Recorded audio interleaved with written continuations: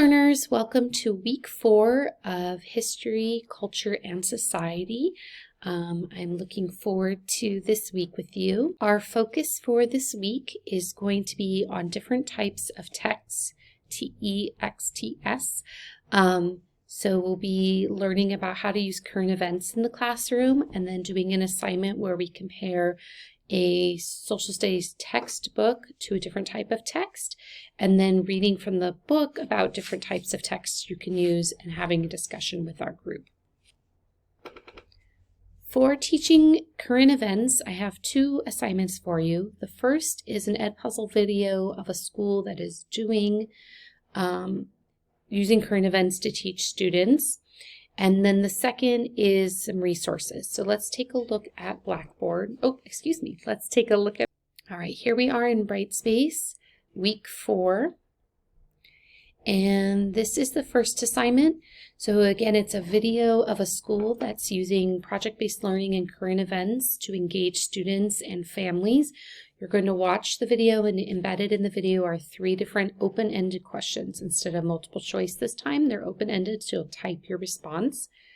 Then you're going to review these resources. So when you click on the assignment, there are 6 different resources for teaching current events in a K-12 environment.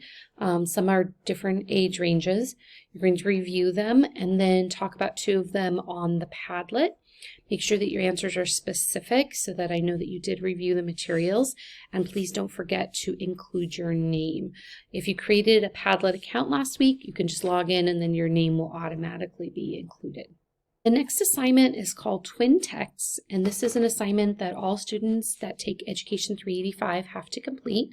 What we want as a department is you to take a social studies textbook that a student would use in a K-12 classroom and compare that with another piece. It could be a fiction book, it could be a historical biography, it could be a nonfiction book, it could be a current event, but you're going to say, how would you teach those 2 things together?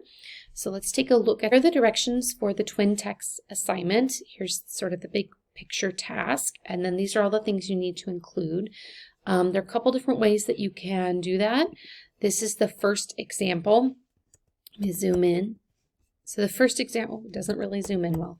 The first example, they did 2 columns and they had the information about the 2 books or the 2 texts in the 2 columns. So this is the social studies book and this is another children's literature.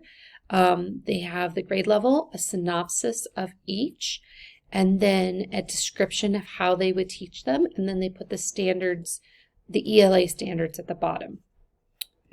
For the second example, they did it a little more narrative. So they have their textbook, then their reading book, and then they have their procedure and their ELA standards. Both formats are acceptable. Just make sure that the formatting is the same so that the text is the same font, it's the same size. If you copied and pasted the standards, those should be reformatted so your whole document looks the same. Also, if you are unable to get a textbook, I did include a link to an open book that you can use. Our preference is you go to a school or a library and you get a textbook, but if that's not possible over the course of the week, then you can use this Michigan Open Book Project. If you're able to get a textbook, but you don't get it till Thursday and you need some more time, please ask for an extension and I'll grant you that. The final assignment is the readings from our textbook and the discussion with your group. So there's 20 pages from chapter 7 and 20 pages from chapter 8. If you have an older version of the textbook, ask your group what the heading is, where it starts. But it should be about different types of text.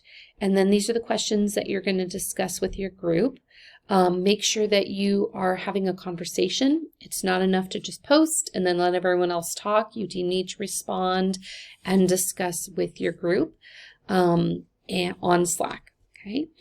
All right. So that's it for week 4. I hope you have a fantastic week. If you have any questions, please don't hesitate to reach out, and I'll be in touch Monday or Tuesday with new updates from week 3 assignments. All right. Take care, guys. Bye.